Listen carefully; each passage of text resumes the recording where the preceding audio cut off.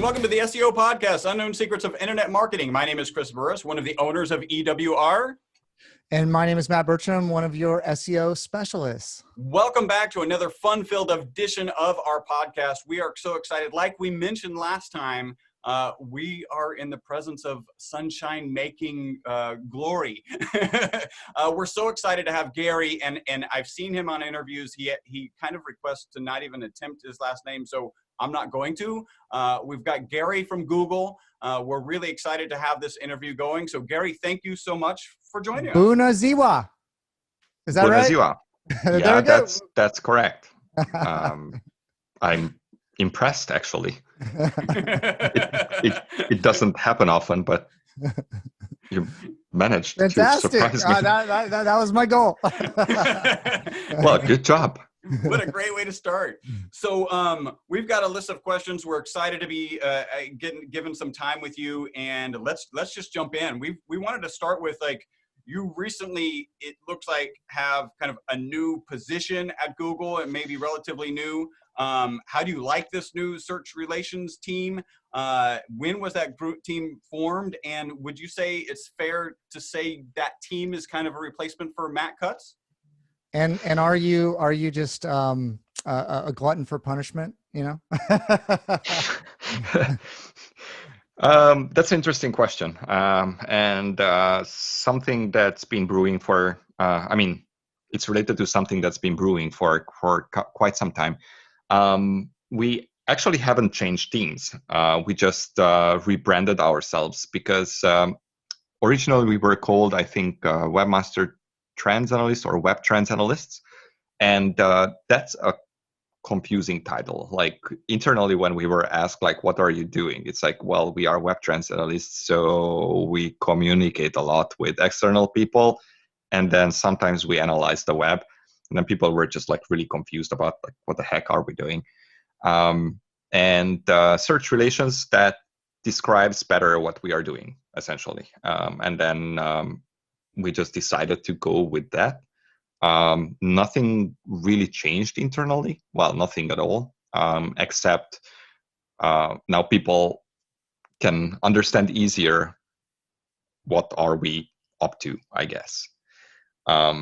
And as for the Matt Cutts connection, there was no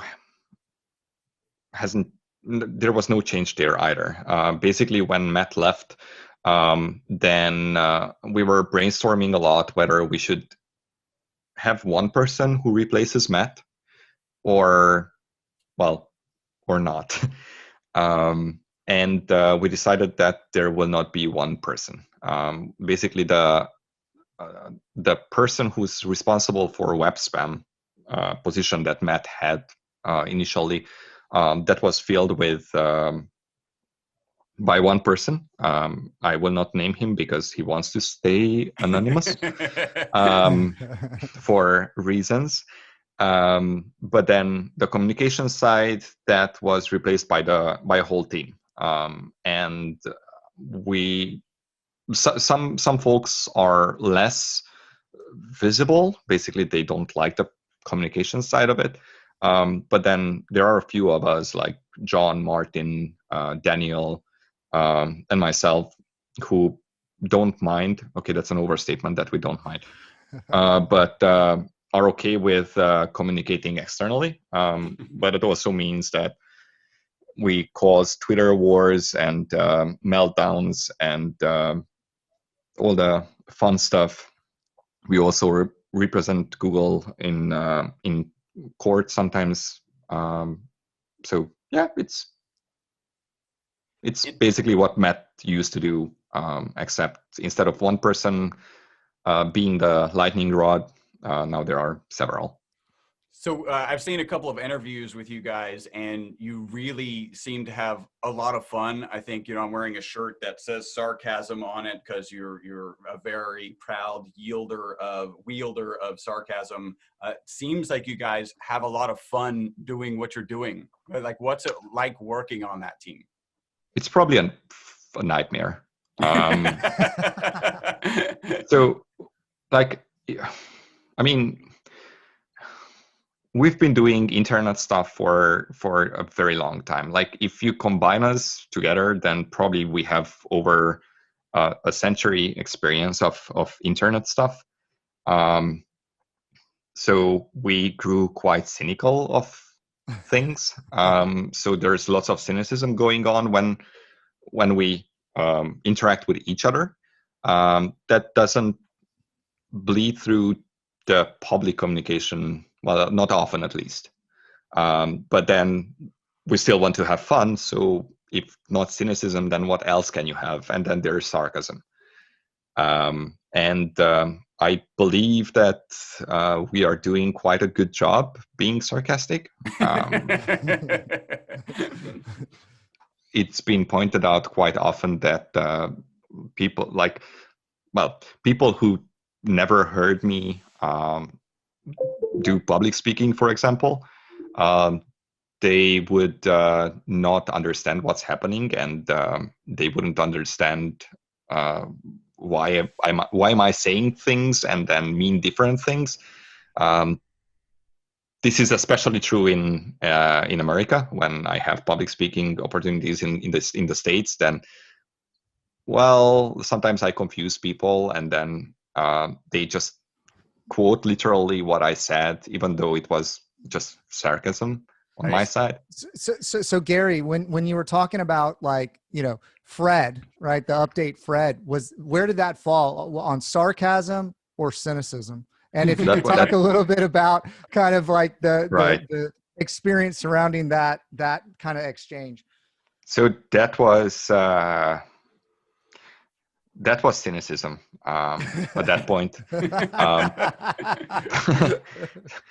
That was Barry annoying the living heck out of me with I don't know, we launched some update on search, and then he's been pestering me about why don't we give it a name, the specific update. And I was like, no, we are not naming these things. It's like, no, we should name them. It's like, no, we are not naming it. And then he was pestering me for a while. And then at one point I just snapped. And I was like, you know what? From going forward, every single freaking update will be just Fred. And that's it. Just Fred. Okay. Yeah. I mean, and then people just went with it. Yeah, I mean, y'all are constantly doing updates, so it's hard to, I guess, keep up with the naming of all of them. Right. Like choosing specific names for every specific update would be kind of a nightmare. Yeah. So it's I think that what Danny Sullivan, our public search liaison, to name these updates just core updates, and then people stick a name or a month next to the name. That kind of works. I don't think that it was necessary, but if people are happy with it, then whatever. I think they just want to kind of point to something of, like, what's changing in the Google Dance and kind of what's going on. People are going, what's going on with the weather, that sort of thing. So I think that's helpful. Wanted to kind of transition away from some of that stuff and kind of talk about more kind of broader views of stuff. Maybe you can speak a little more openly, but like, one of the big hot things, right? And, SEO used to be a hot term. Now it became kind of a negative term. And then, it kind of constantly changes, but machine learning and AI is really kind of stepping to the spotlight. Yeah. We're seeing that a lot in, the AdWords side of things, and kind of the learning algorithms and neural networks kind of building better at a lot of these searches. I would be really interested to hear kind of your future of kind of where things are going, and kind of what that kind of guiding star is. I know we can get into EEAT and some other things later, but really wanted to hear kind of your broader view of kind of where search is going, where technology is going as far as search goes. So right. So I honestly, I don't think that machine learning changes, us using machine learning in search changes all that much externally. Basically, the same rules apply. It's just we are combining signals in ways that we haven't thought of before, for example. And I do think it's making search better in a way that we haven't seen before, or we couldn't think of before. So I do think that from our perspective, this whole machine learning voodoo, it's actually a good thing. I know that SEOs and those, well, web professionals in general, they focus a lot on the machine learning aspect of it. I honestly think that they shouldn't, because we don't change the rules or the guidances just because we started using machine learning. We figure out new connections between different things thanks to machine learning, but otherwise everything just stays the same. So the experience that you want to provide to the Google user is still the same. This might be a good place to Yes, interject. Chris. We always say on our podcast, you can go back, we started in 2009. We always say that if you're providing a good experience to the Google user, Google will look favorably upon you. What's your take of that kind of statement? I mean, it has to be the same, right? But yeah, I completely agree with that, and I was a big advocate of that even before I joined Google, like 10 or 11 or whatever years ago, because ultimately that's what users want, a good user experience. Right, and that can mean a lot of things, but like ultimately, we're always thinking, okay, how do you provide that good experience to the Google user, and then keep doing that and do that more and multiply it. Right. Right. Also, one thing that's funny about this phrase user experience is that most people I talk to, they refer to user experience when it comes to the layout, for example, of the page and how fast it loads. But the experience of the user doesn't stop there. For example, if I'm reading Wikipedia, let's say that I'm bored and I start reading something about, I don't know, Emily Bronte, and there's this 3,000 word article, and I keep scrolling, and I get a good experience because it's in sections. I can jump up and down based on what I'm reading, reread some parts, and then follow links to other Wikipedia articles or even external links. That was a user experience. The thing that I read and how that was written and how I perceived what was written on the page, that's also a user experience. Mm-hmm. Because I'm literally experiencing the content.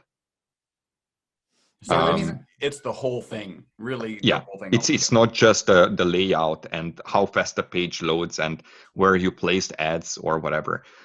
It's also the content itself. And when people think about user experience in relation to Google users, then I would rather they think about the whole package instead of just taking things apart and just okay, but user experience is just like how I place the ads here and there, and no, it's the whole package. I like that. Yeah. So we're in the middle, obviously, of a pandemic. We've got COVID. What? I didn't get that memo. I mean, if you Googled it, you could find out about it. So what are you guys seeing any trends that are changing from a search perspective related to COVID? And if you are, are you guys saying, hey, this is something that we need to incorporate long term? I mean, in the beginning of this whole COVID crap, we had to rethink some of the features that we have.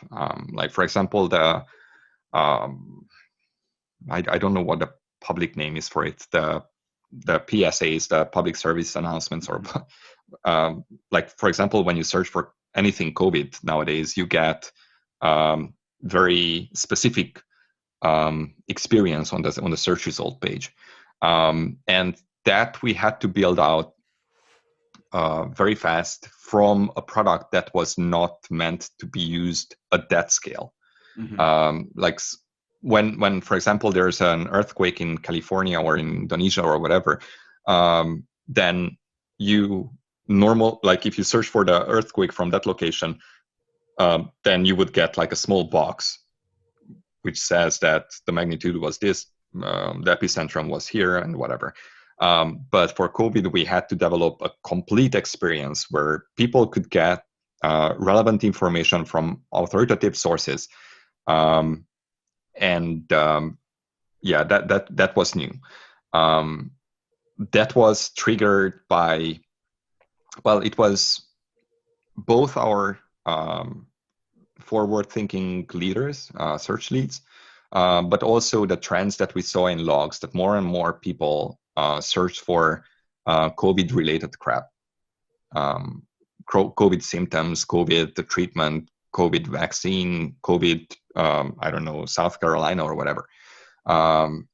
Based on that, our path was influenced, basically.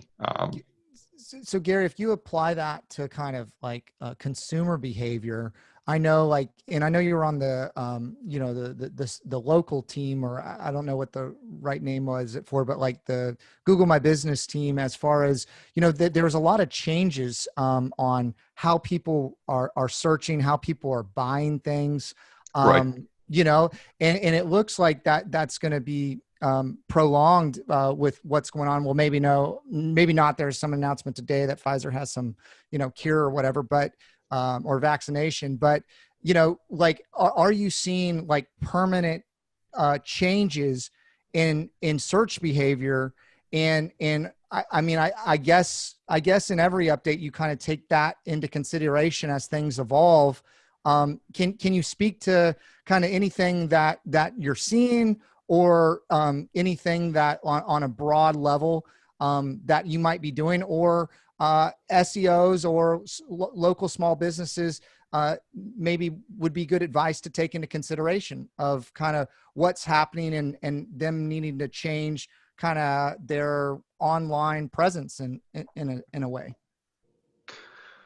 That's a great question. I can only speak for search, web search itself. Well, also video and images, but not for Google My Business. So I don't actually know what they are doing. I see the features that pop up, and I'm amazed that appeared, just like you would be. I'm not getting communications about that. But in search itself, we did have to make some changes. The thing that I talked about, the PSA system or feature experience, I don't know what would I call it. That was brand new.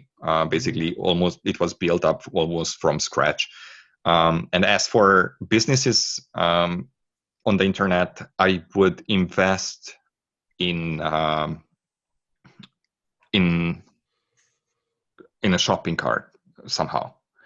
I was amazed how quickly certain companies or actually platforms created, for example, shopping carts for those who were hosting with them, and enabled them to continue to remain online even though they had to close their physical stores. But I know for certain that many businesses are not on these platforms. Basically, they can't get a wholesale solution from the platforms that they are using, because, for example, they are on WordPress, or they are using Joomla, or they are using Blogger.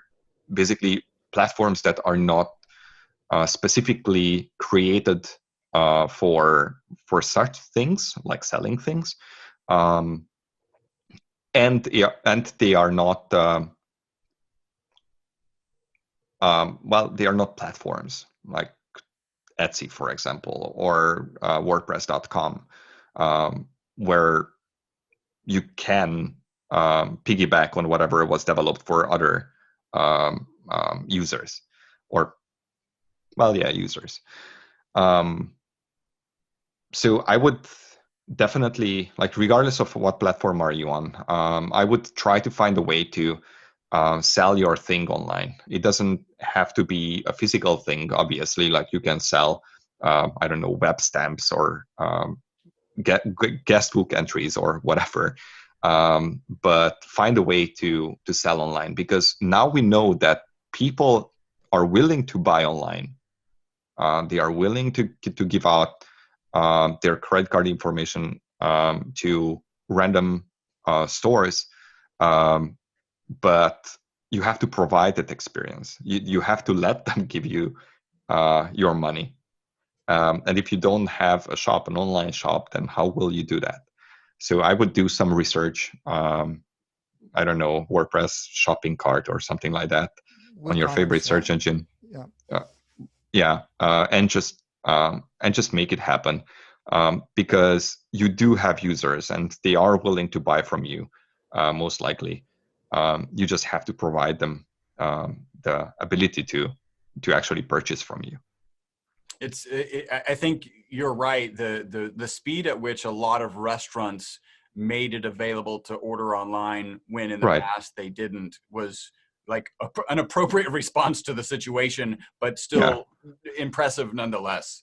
All right. So, I mean, Chris, like, even like service-based businesses, right? Like, I mean, I think they need to start thinking about changing how they do business when things are typically like a in-person interaction, right? Having, and Gary, I know you kind of mentioned before, and we have it kind of down the list of questions, but image and video, like we're really seeing the incorporation of different kinds of content, really reflective positively in the search engine to enhance that experience. But like, I'm thinking like, you know, service-based businesses that are, you know, SMBs, like they need to provide, or this is what I've been saying, I want to get your kind of input on it to see kind of how that matches up. But I think they need to provide, you know, a virtual showroom, right? And kind of walk them through what would happen if someone came into their showroom to buy that experience, so they can see maybe what they're going to get, or hear some testimonials, see kind of the different products if they're selling, say, windows or doors or something like that, and try to find a way to incorporate virtually as much as possible, because people want to limit interaction, and then, you know, having that shopping cart at the end. But, you know, some of the data points that I remember, Chris, I can't remember where it was, but 85% of people are through the purchasing decision before they pick up the phone and call you. I would think with COVID, you know, it's even further than that, right? And like, you want to be able to maybe provide that whole experience, no matter what your business is, online. Yeah. And I would also add that sometimes you will have to think about how to transform the experience, because very often you cannot map the same experience, the same in-store experience, to online. We see this with conferences, for example, and I don't mean to offend anyone, but I yet to see an online conference that can give me the same satisfaction, the same experience that an offline conference can do or can give me. Because what people are doing is trying to map the offline experience to online, and it just doesn't work, because, like, why would it work? Like, you don't have that person in front of you to read their small gestures, the small mimics on their faces, for example. So you can't actually adjust your presentation narrative, I guess, presentation. Like, for example, I don't see that Chris is yawning there, because I just don't see him. If I saw him that he's yawning again, stop doing that. You would probably get sarcastic. Yeah, exactly. And I would try to wake them up. I would modify my presentation on the stage just to engage with the audience, but I don't see them. So you get sucky presentation from Gary. Yeah. Well, suckier than usual, but anyway. But yeah, try to think about, like, how could you map, well, whether you can map the offline experience to in-store experience to online. And if you cannot, then just brainstorm with your partner about like how to offer something similar or even more immersive. Yeah. No, that's really quite interesting. You can't map everything, right? Yeah. And you know, really, like when you're talking to people, or even like, you know, that goes back to like text messaging or something like that. It can be misinterpreted because you're not reading the full body language of what's going on. Like that brings up something in my head. I'm just kind of going off on a tangent here. You know, I know that, you know, a lot of things are being recorded through video now. I mean, is there any plans of Google to start mapping like eye movement or kind of like whatever these, you know, wearables are doing for how the experience is in search of like how people respond? Because that's something that's extremely lacking. I know that, you know, if you go back to why kind of Gmail and Chrome was going on, is people were spending very few moments on the search when kind of Facebook was launching, and they wanted to understand what the user was doing, not just kind of in the search standpoint. At least from what I've kind of read, that was kind of one of the initial emphasis of why it was being launched. Like now with COVID, everybody's more online. You can grab more data. I'm wondering, is there other kind of dimensions of what Google might be looking at when we're talking about the customer experience? I know that's way off on a tangent, and I don't know if you have ever thought anything related go. to it. Yeah. Really long question, very Sorry. short answer. Basically, I don't know. I know for certain that we are always on the lookout for new signals that we can use. But I know that we do user studies, in-person, as in we used to do in-person user studies, where we were doing eye tracking, but that was in a lab environment. Otherwise, I don't know. I don't even know how you would do eye tracking. Sure. Also, it freaks me out that anyone no, would do eye tracking. It totally freaks me out. So I understand. Makes us a little nervous. Yeah. I wanted to kind of go back to AI, and so you said it's, and you may not be able to share this, but you said it's coming up. It's kind of pointing out signals that are very useful that you hadn't kind of come up without AI. Can you share any of those? Is there anything that's standing and you're like, wow, I wouldn't have expected that to have such an impact? Is there anything that you can share? Because that's like really geeky and cool. I mean, I know of several of them, but I don't think I should share them. Okay. So here's one thing. People tend to overthink search and think of search like we are using all these obscure signals and whatever. But very often those signals are not that obscure, and they are like right in your face. And the problem with those signals is that very often it's very hard to build protections against abuse. Yes. When it comes to those signals. So it's kind of like security through obscurity. Yeah. Basically, if we don't say, then maybe people will not figure it out, and then we don't have to build a massive protection or more robust protections against spam when it comes to those signals. But yeah, basically anything that's on an HTML page is fair game for us to use as a signal, and then you can combine them, of course, and then whether or how you combine them, that might give you new perspectives about where something should rank, for example. Okay, so one of the things I think you could talk about maybe, and it's a good time to transition into that, is, EAT, right? Like, so that from what I understand is like a simplification of kind of all the different algos that, you're kind of looking at, of kind of that guiding stars we were talking about before.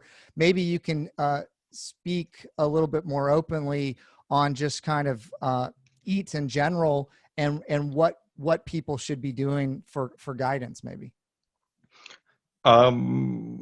Good question. I would point out that EAT itself, basically I would start off with this. EAT itself is not a ranking signal. Yeah. So let's take that off the table for the audience. Mm-hmm.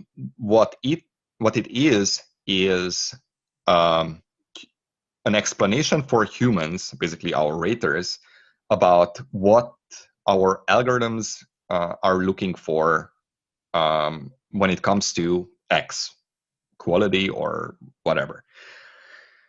And with that, the best place to learn about EAT is actually the raters guidelines that we published and keep updated.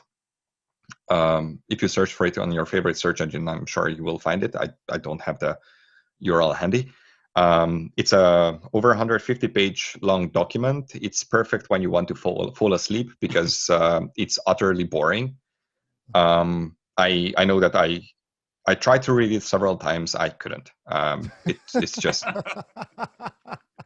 it's amazing how boring it is.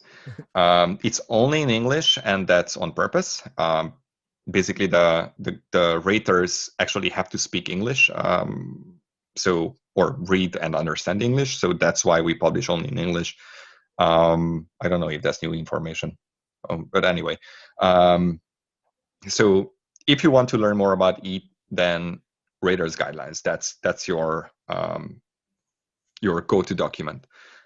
If you want to read interpretations of EAT, then there are several people on the interwebs who are kind of on the right track, or are on the right track.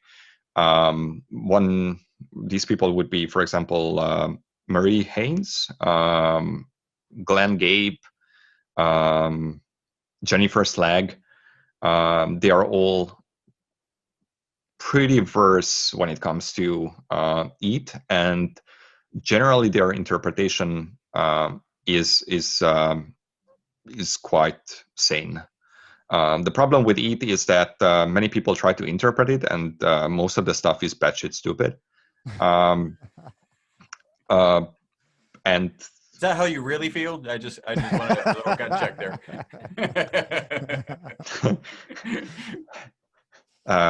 I mean, I could try to sugarcoat it if you want. Oh, I thought that was sugarcoat. No, that was me. No, that's fantastic. Shifting gears a little bit, like something that I think gets undervalued a lot is image and video search. But based on like the search volume, I see like huge opportunities.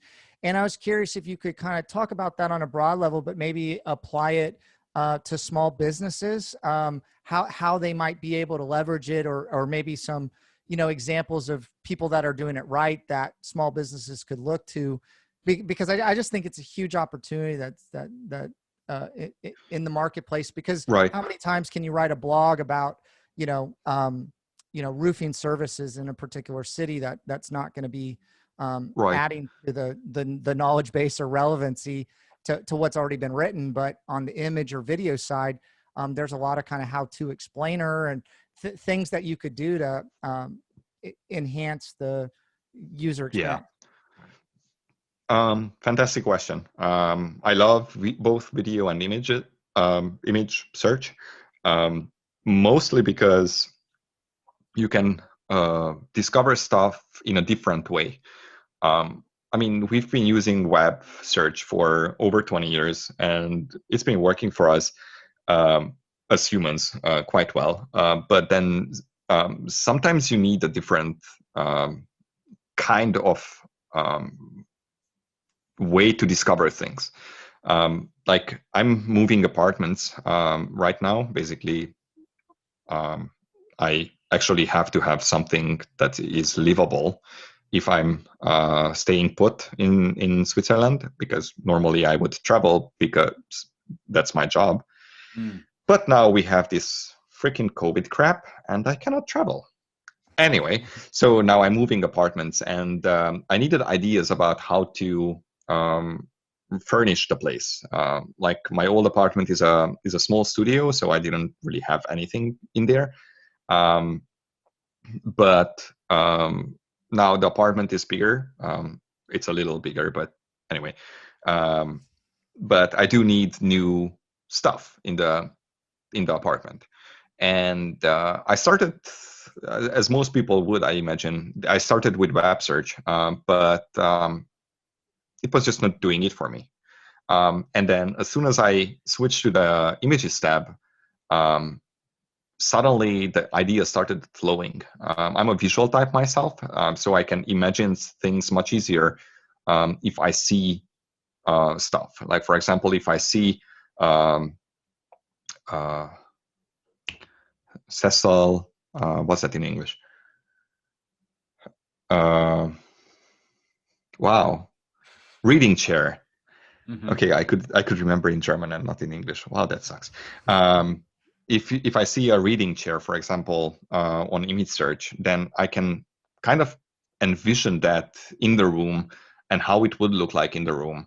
But if I'm just doing the 4 blue links plus the ads plus the whatever, it's rather hard. And I think that's where small businesses can jump in quite aggressively into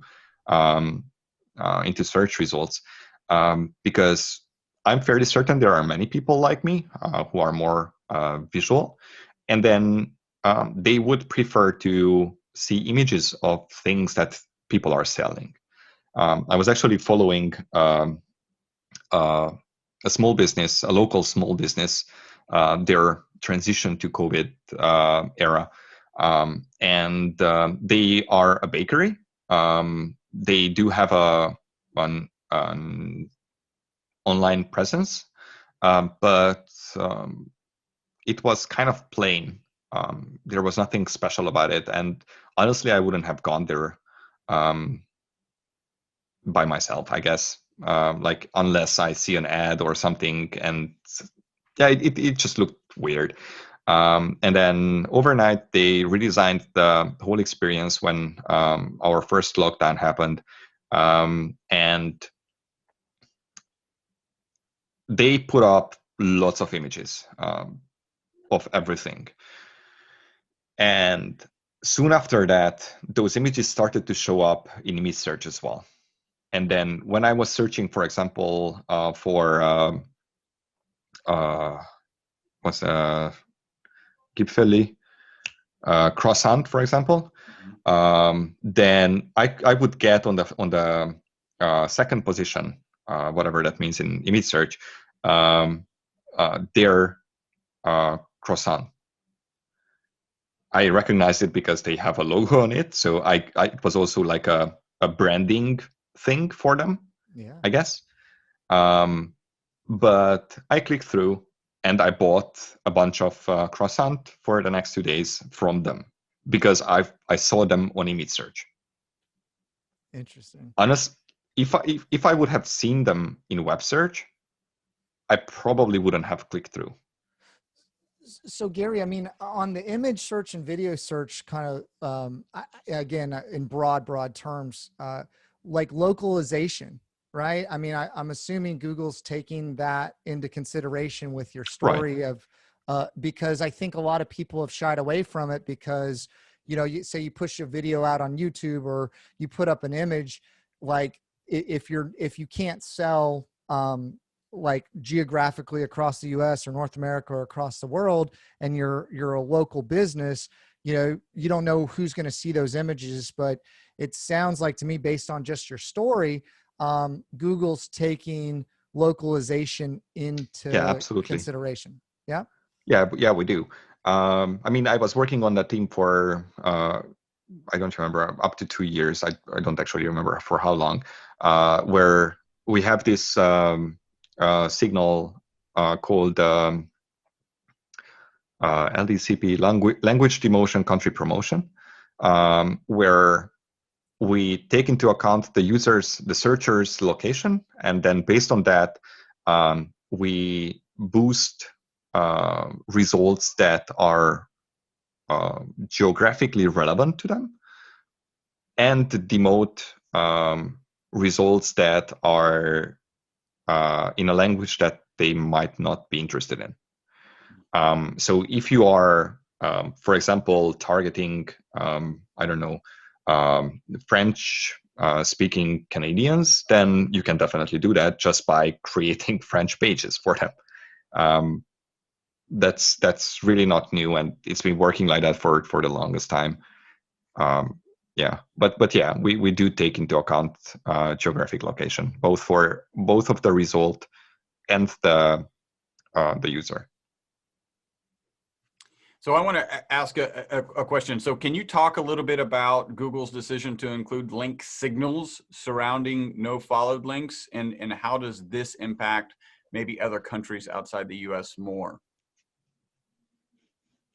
Interesting. So that was one of my most exciting announcements in last year. We don't actually have anything to announce there, but I can certainly talk about like how I envision using that to our advantage.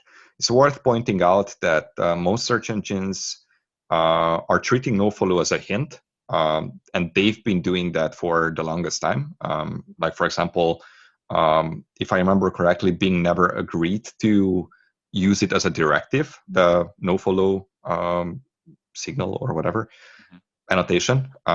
They always said that they would just use it as a hint, and basically that's what we picked up to.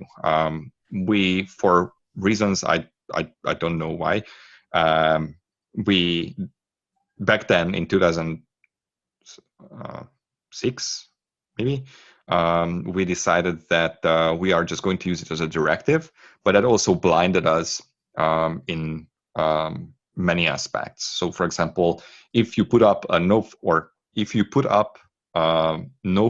link leading to malware, for example, then we wouldn't have been able to see that because you put a nofollow on the link. Same goes for spam. Same goes for pretty much anything. And for us, and for other search engines as well, treating nofollow as a hint basically allows us to discover these things that might be harmful for the users. I don't think that we've ever said that we would want to use nofollow links in ranking specifically. Definitely not in the announcement blog post, but that's also a possibility. We know like our algorithm is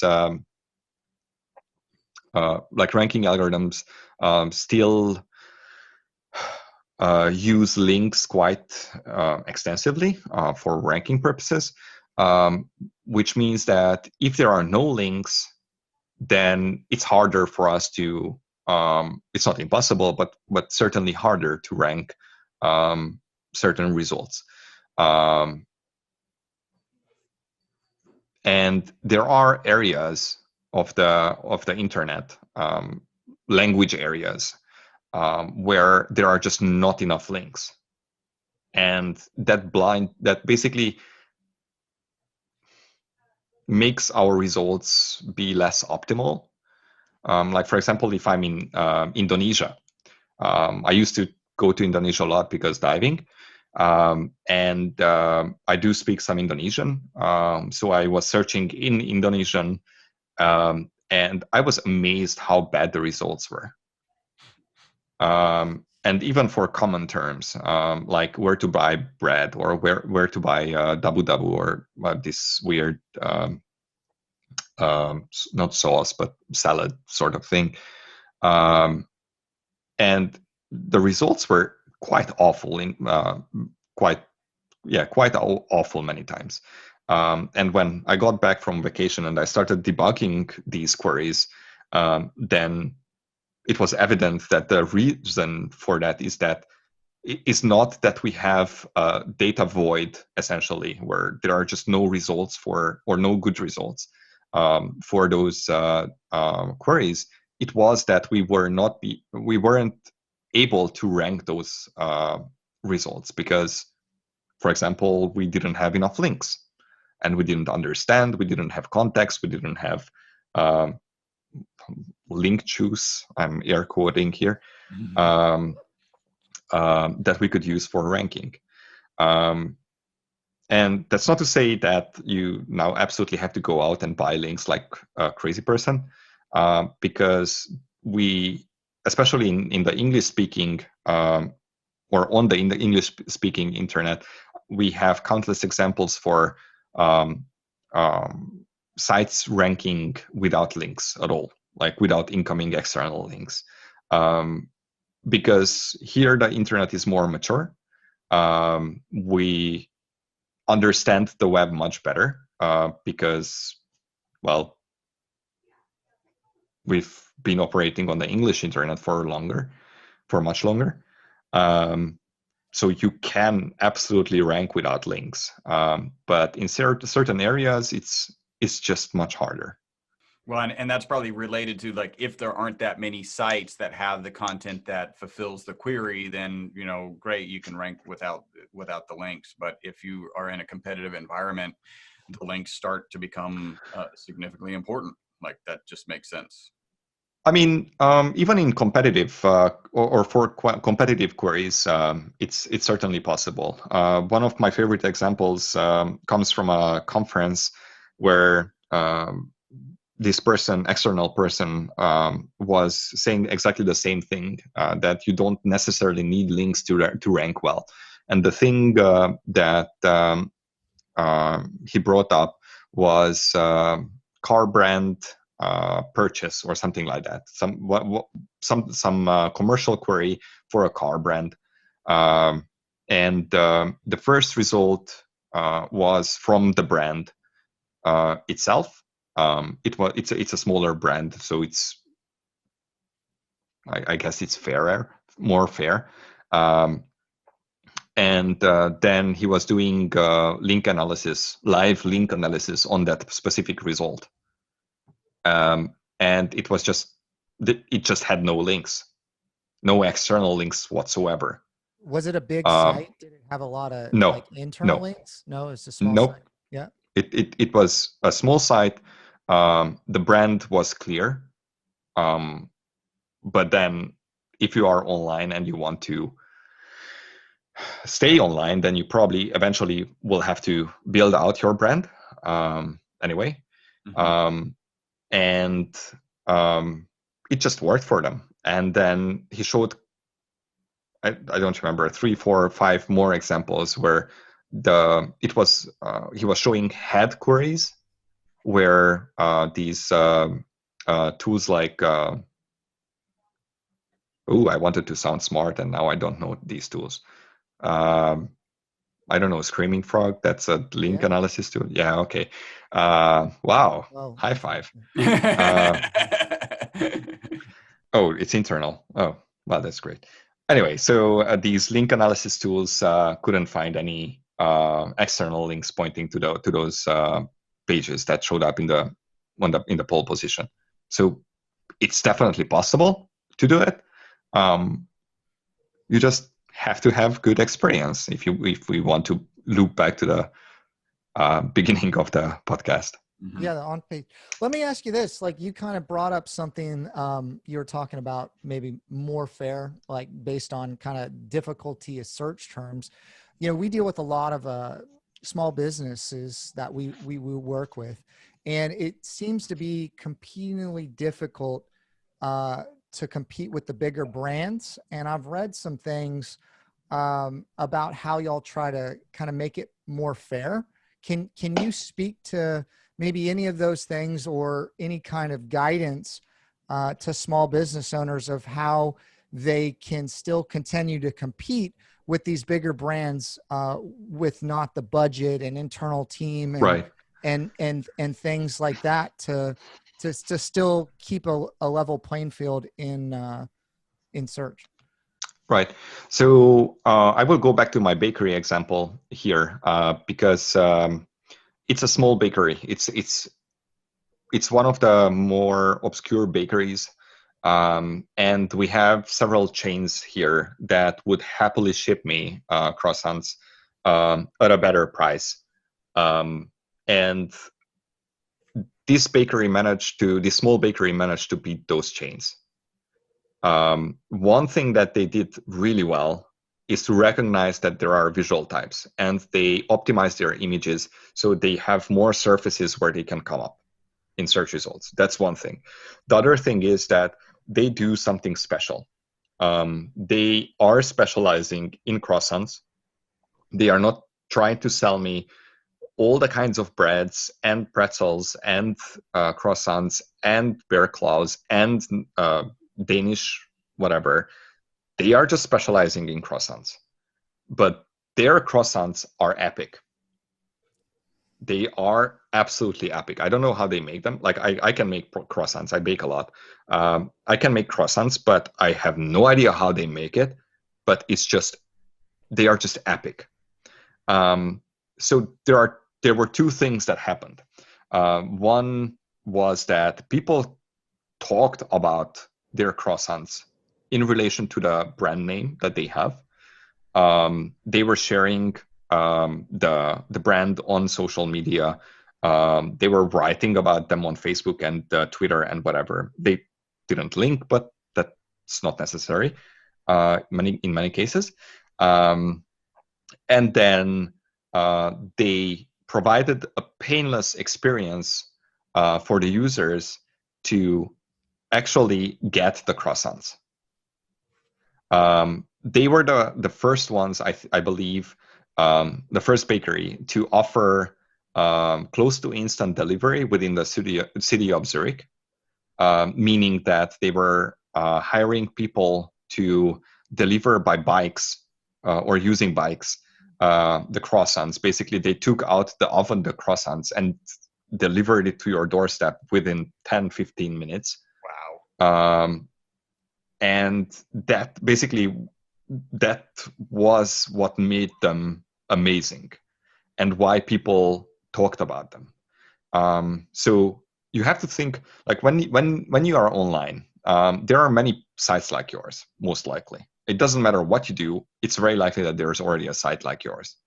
What you have to do is sit down with whoever you are working with your partner, with your friends, with your relatives, probably not with your dog, and start talking to them, start brainstorming about how could you stand out. Because let's be honest, like it's hard to be special on the internet. And it's very likely that you are not going to become special alone. You will need help. But the help that you need is more people who can give you ideas. So talk to people. How would you make this business more special? It might be that you send I don't know, a red rose with a bottle of wine that people are buying from you. It might be that you do instant deliveries. It might be that, I don't know, you just include a personalized handwritten note with every purchase. But you have to come up with something special that will make people remember you. Because if they remember you, then their friends will remember you as well by extension, because they will talk about you. That's awesome. So really, you're talking about the overall brand experience, something that we talk about at EWR on a regular basis, and really this kind of goes back to, I mean, we're talking with a search expert, and his recommendation was deliver a red rose with your wine. Like that goes back to the business and the brand that you're trying to project to your customers. That's pretty phenomenal. We're about out of time. I don't know if you have a time limit right now, or because we've got a couple more questions, or we can end it here. Go for it. Excellent. Matt, did you have something that you wanted to jump in, or? Yeah, no, I definitely have a few more questions. I want to just make sure to leave enough time for if there's anything Gary wants to kind of communicate. You know, I want to make No, sure. I'm good. Yeah. I don't have anything on my mind right now other than food. Fantastic. I'm utterly. So you know, I guess schema kind of here changed recently, and I don't know if you can kind of speak to kind of, you know, why y'all changed, kind of, you know, what you're looking for, or like we've started to kind of restructure kind of the schema that we've been doing on a few sites based on some of the stuff we've seen. I don't know if you can speak anything to kind of schema in general, or kind of what you're looking at there. Are you talking about the tool change? Yeah. Mm-hmm. Okay. So I think there's a slight misunderstanding there in general, because we haven't actually changed anything about schema. What we changed is what and how the tool interprets. Because historically, that tool was validating any kind of schema that you threw at it. And from our perspective, that was not necessarily optimal, because then people were like, okay, here's this obscure schema. Why are you not using it in search? And then we were like, well, because we don't want to. It's like, yeah, but then the tool is validating it. So what up with that? And it's like, it was just these really weird conversations. So what we did was switching the tool to only validate schema that we are using in search for visual features. Okay. I pointed out visual features because there are two ways we use schema in general in search result. Well, in search. One is for visual things, like, for example, recipe carousel or software carousel, and I forgot what else. But we are also using it in general for understanding the entities on the page. And that's not visual. That happens in the background. It will potentially make search results better, but it's not like people will have a direct benefit from those schema. Those schema are actually much simpler to validate, and basically any validation tool could do it. That is following the schema.org. I don't know what they are, recipes or whatever. Yeah. So technically, from our side, we don't, like, if you are following a schema.org, well, schema, yeah. Then you are already on in the good. You can use some other tool to validate those. And if you are targeting a specific search feature, visual search feature, then for that you have the rich whatever testing tool. Okay. Yeah. I also have a question. Chris and I have had some interesting conversations on the podcast about AMP and kind of the future of AMP, and then kind of one of the things. How can you have interesting conversations about AMP? Go ahead, Matt.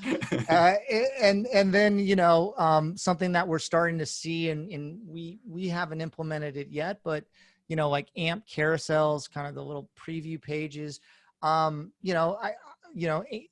time, I know is just one of the signals, but it's a pretty dang important one, I believe, to user experience, because if you're on mobile and the page doesn't load, you know, you're going to click out pretty quick. But can you speak to the future of AMP and any of your thoughts on kind of the AMP carousels that are starting to kind of pop up? Wow. The short answer is no. The longer answer is that as a user, very often I prefer AMP. And very often I'm actively looking for the little AMP icon or badge or whatever it is. And even before we announced it, and we already talked about it internally, I was actually super excited about it because I felt that it can provide an experience which can be better than whatever you can provide on your site using traditional coding. Very often people overload their site with many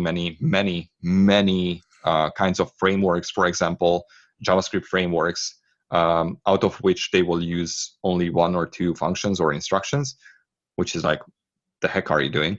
But anyway, so AMP could definitely help with that. And also the caching, that's phenomenal for users. For webmasters or SEOs or web professionals in general, it can generate some overhead because you have to implement it. But then if you are on a platform like or CMS like WordPress, for example, then you basically install a plugin and you already have it. Yep. So it's not that bad. I definitely think that in many cases it can still provide a much better user experience than whatever people can do on their website, but it's not necessarily true all the time. You can definitely nowadays create an experience that is very close to AMP. Basically create a snappy experience just by doing some prefetching, for example, or optimizing what you are loading into the web page, and basically not overloading with crappy frameworks your poor site. So we are getting there already, even without AMP. And I think that that was one important role of AMP, basically making web professionals realize that people are actually looking for snappier things, where things is pages, web pages. And they started optimizing those pages. There were many people who were just switching to AMP or implementing AMP on top of the schema that they already had, and that already helped people. But then there were people who were, or web professionals who were not quite AMP friendly, for example. And then what they were doing is optimizing their pages to load faster because, well, they needed to keep up with AMP or whatever AMP could offer for their users. So I kind of feel that it in some sense, it started a revolution, and it moved the needle of the loading times to a much more green section of the little dial. And we are in a better place nowadays. One of my pet sites that I will not name, but it's CNN.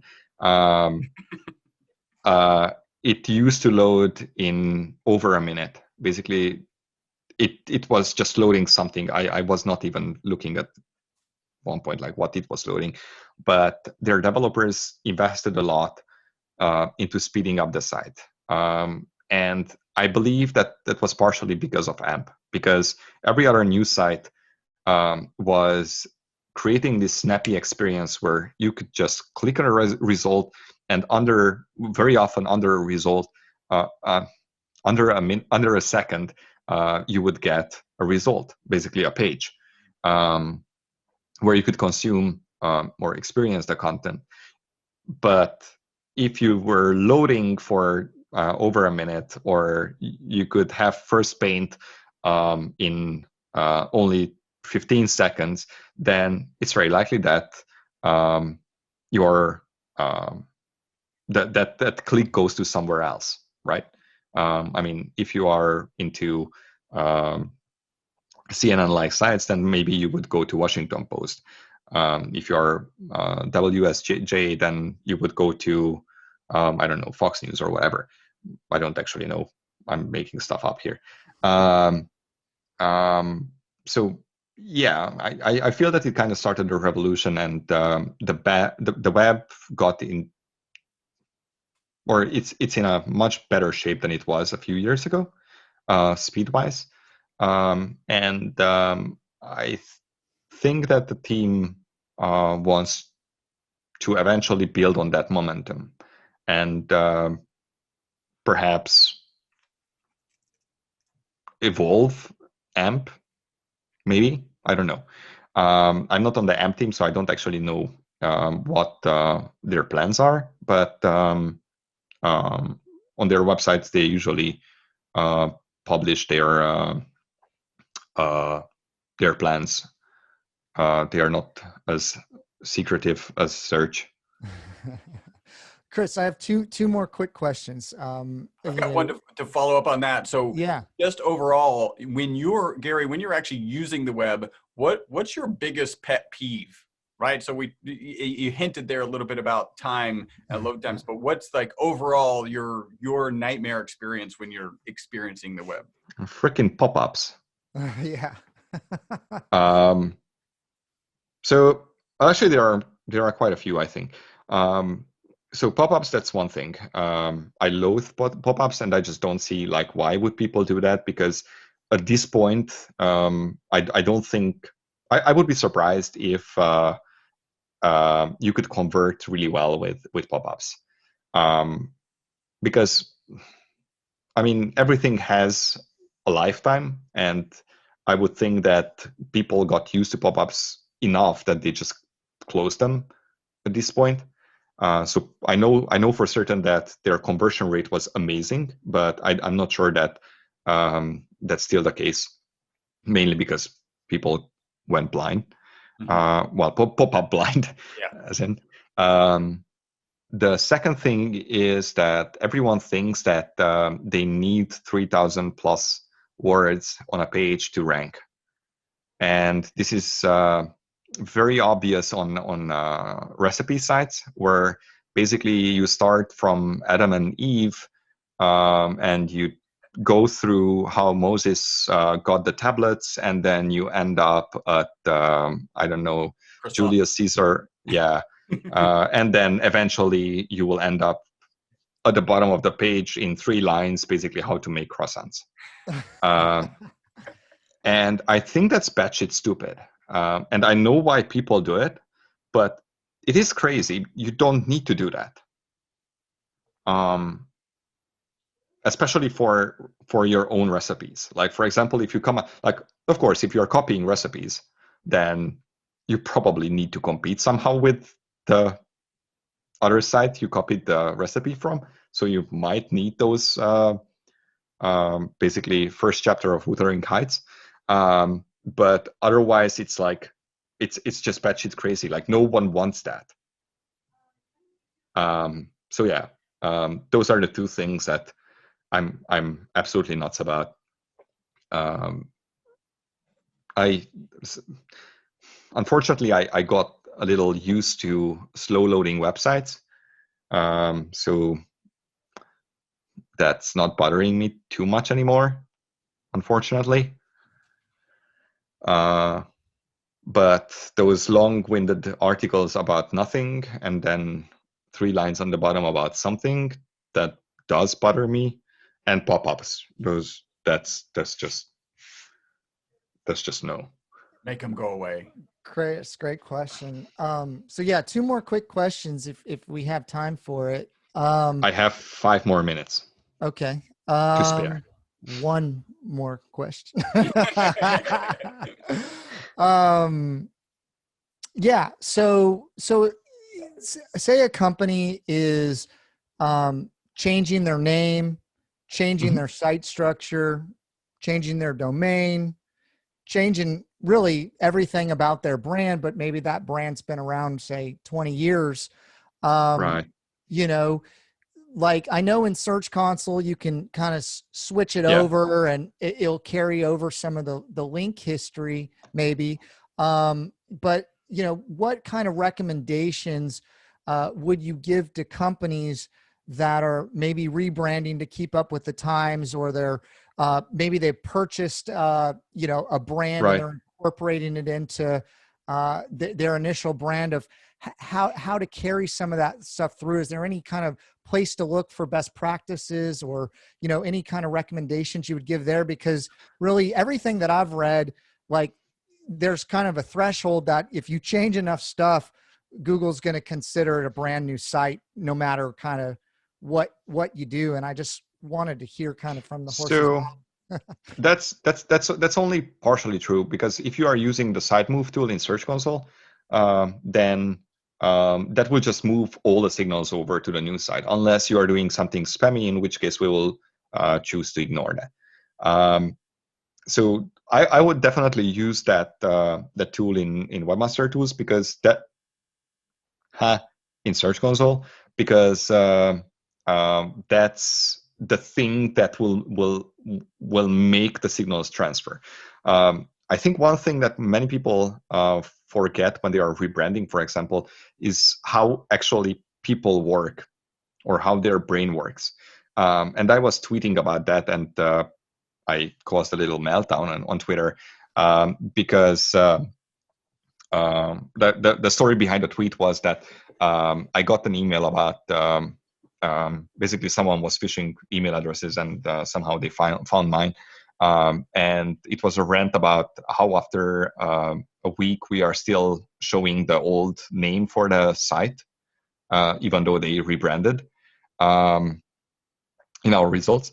And I just lost it a little, because it's like I will never do that. Like, here there's a company called or used to be a company called Cablecom, basically the cable company, and then at one point they were purchased by UPC. But people, my friends, they are still calling that same company Cablecom, because that's what we called them for 10 years.